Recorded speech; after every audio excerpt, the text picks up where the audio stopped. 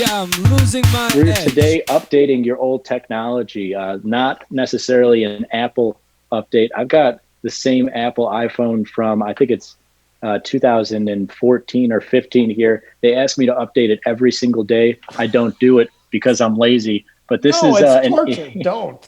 it's an easier update here today. We're talking about updating your technology products and trading. The Small Technology 60, born 3 days ago here, trades a lot like the NASDAQ, but we think with a ton of perks. And so for a couple of different reasons, for trading in the short term, scalping futures, I think it's a great replacement for that, a great update there. And then also just pure technology exposure, because you've got this NASDAQ here, Pete, that the Small Technology 60 is performing very similar to.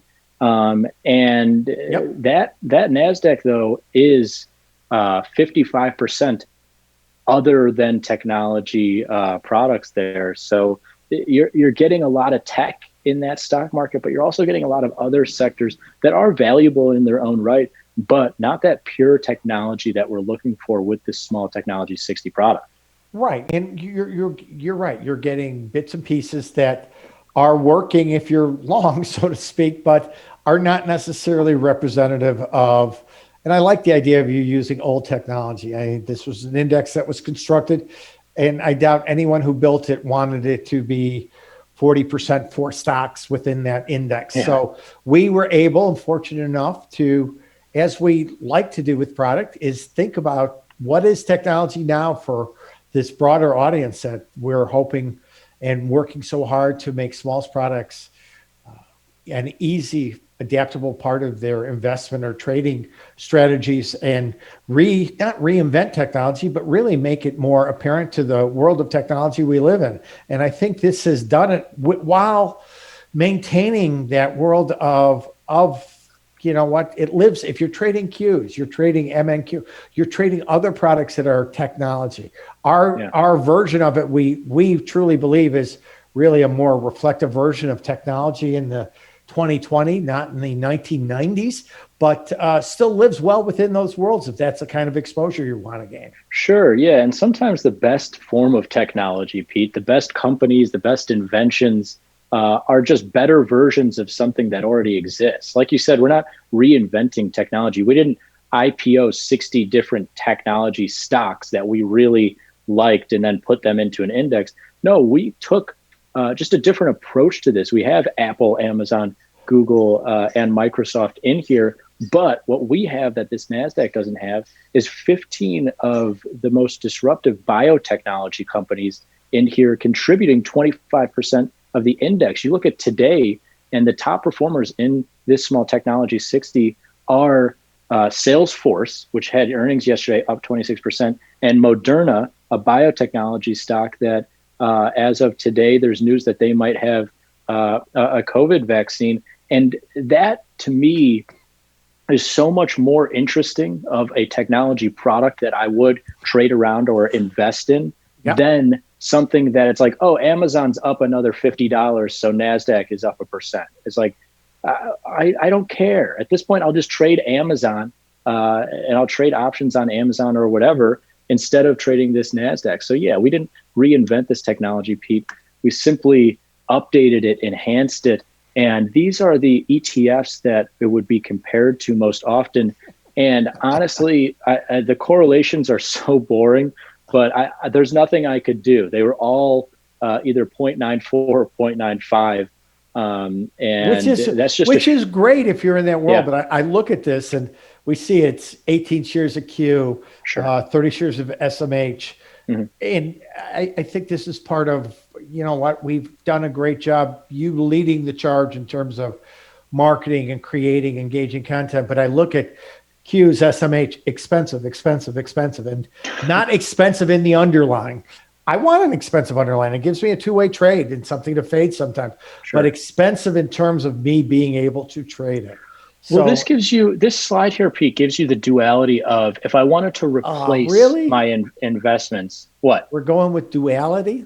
Is that too big of a word? No, it's a good word, but I love the, you love to show off that fancy school education of yours, that, parochial school, Latin and everything. And sure, okay, make us all feel uncomfortable, but continue your thoughts about the value of correlation and the efficiency of I could have, if I small wanted to products. go to parochial school, I would have hit you with paradigm, but I'll stick with duality for now.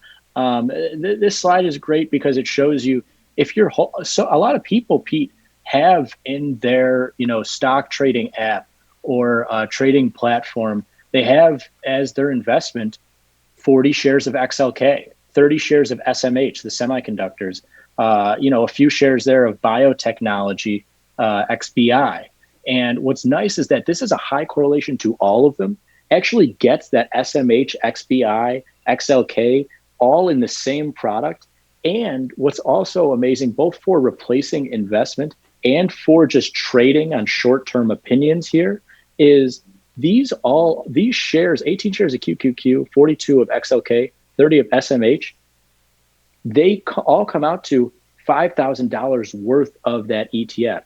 And what's great about the small tech 60 is you pay $500 for one contract that gets you to about $5,000 worth of tech stocks.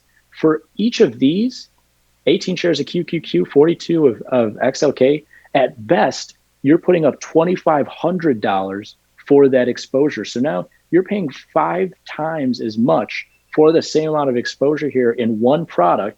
High correlation to all of them gets you biotech and semiconductors and information technology and those retail technology, Amazon and the rest of them, in the same one product for a fifth of the cost there. And so whether you're replacing your investments with these futures, which I think is a very viable way to go here, or you're looking for something, man, every time I want to scalp technology using QQQ or XLK or using options on those, I have to put up a lot of freaking money to do so. Not so here in this product, right, which is a really nice, just structural piece of the product. Yeah, absolutely. So you want a product that lives in the world you want to trade, but that's capitally efficient to use. I love the fact,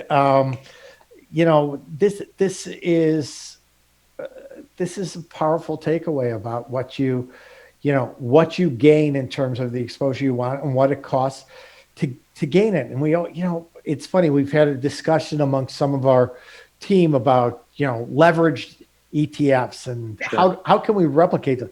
And we know that leverage ETFs, you pay an incredible amount in terms of fees and rebalance and everything. So you're paying for leverage. So how much do you want to pay? Well, the more leverage you get, 2 times, 3 times, 4 times, the more you pay. So why can't we find a way to, and this is what I really believe we do, is get you a product that affords you the leverage of sure, the way it's constructed, but also lets you live in that world of products you want to trade. Well, it's true. It's true empowerment. And what I like is, when I say no tax, is you could be long or short, and you want to add more leverage, you buy 2 contracts, you buy 3. Now, are you gaining more exposure? You are, for the exact same cost. So you're not in the world of leverage ETFs. You want 3 times the amount of movement. You're going to pay far in excess of the fees of what you do to get 1 time of movement. Here, it's just a function of scaling. Well, and to me, it's also this idea of, fractional shares. They're empowering us. They're great. You're paying for every dollar of those fractional shares. So however you want to break up your cookie there into fractions, you just got 1 cookie, man. And the same goes for these leverage ETFs. Well, that's actually, I'm borrowing that from Michael Goff. That was his analogy. But it's the same here with these leverage ETFs. You'll find that, I pay 50% in capital requirements for QQQ. And oftentimes the platforms, if you notice, I'm going to trade 2 times QQQ, they'll hike up that 50% to 75 or 100%. You're paying for the leverage. It's like totally backwards. And like you say, the fees there and everything. And also on the flip side, before getting on to the end of this presentation, the flip side of this, Pete, is when leverage goes wrong. Like, leverage in a lot of ways is a bad word. But what I'm showing you here is if you have 18 shares of QQQ, 1 contract of small tech 60 is going to move the same amount notionally. You're not going to, it's not like you're trading in 18 shares of QQQ that moves about $100 a day in your account for something that moves 3,000 or, as much as /NQ. No, you're just getting leverage in a more comfortable, smaller Right. setting here. You're getting the same movement as 18 shares of QQQ for $500 instead of 2,500 or Right. $5,000. And so it's leverage that is actually empowering, but also not something that scares you away like some of these products, even the micros demanding 4 or 3 units of sticks to get you there. And so if you want to replace some of your scalping trades, or you want to pair some of your scalping trades as complements with the sticks, you can see the correlations here. Mm-hmm. And I think what's going to end up being a really cool trade, Pete, is that 1-to-1 sticks to small stock 75. Agreed. Yeah, a trade that's going to get you in pairs trades and futures, Pete, correct me if I'm wrong. Pairs trades and futures using outrights, this has got to be the cheapest pairs trade in the futures universe, coming in just around $1,000. You talk about knob spreads and treasuries. That's easily one knob spread is going to be 10 grand.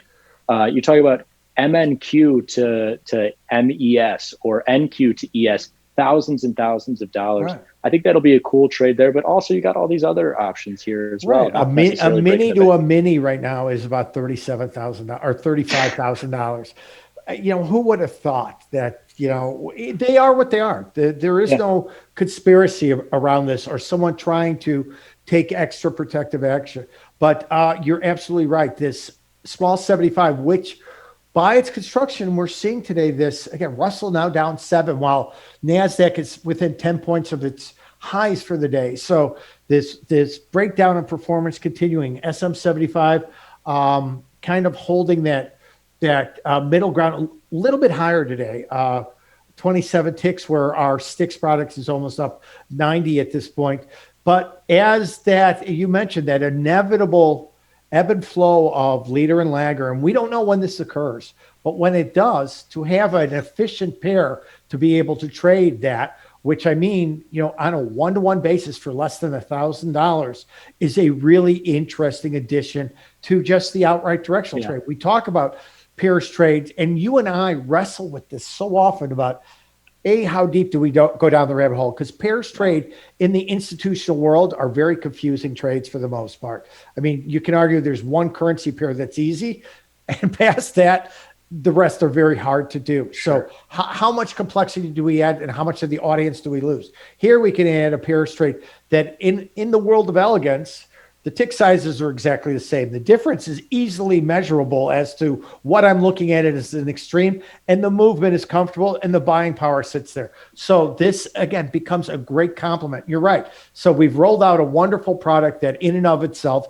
stands alone, looks great, is fun to trade. Now let's look at for me, I feel it's the first time of feeling not guilty about adding a pairs trade, because I'm forcing them to look at something that I've looked at for 30 years and understand the nuanced complexity of. And that doesn't make me smart or anyone less smart. It's just, that's a lot of time to invest in learning something. Here you can add it, and I feel guilt-free in saying, here's another opportunity, and it's easy to adopt.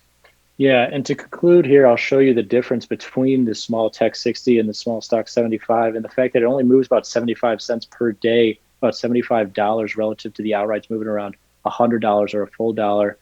It's a new cool trade, like you said, buying power. It's one of the lowest buying powers of any futures pairs trade. And one of the most underrated things, I was talking to Tony Batista yesterday. He's been trading for decades, a very smart guy. He's watching markets more than anyone I know, short of maybe you, Pete, who's up at 5 a.m. watching these markets. And it's always, he's not in the futures world very often. So when we're talking about trading ES against NQ, you've got something that's $3,400 and $12,000. And he's like, okay, how do I look at this price? What's very underrated, both these markets right now around $50. So if you sell small stocks or small technology here, the sticks at 53, and you buy small stock 75 at 51 or 52, very, very easy to track when you're in the money or out of the money, because it's just the difference of those two things that are very similarly priced. If you sell that, you just sold it for plus $2, and you just want to buy it back for that difference of 53 and 51 being less. And so it's so cool and new and interesting on so many fronts.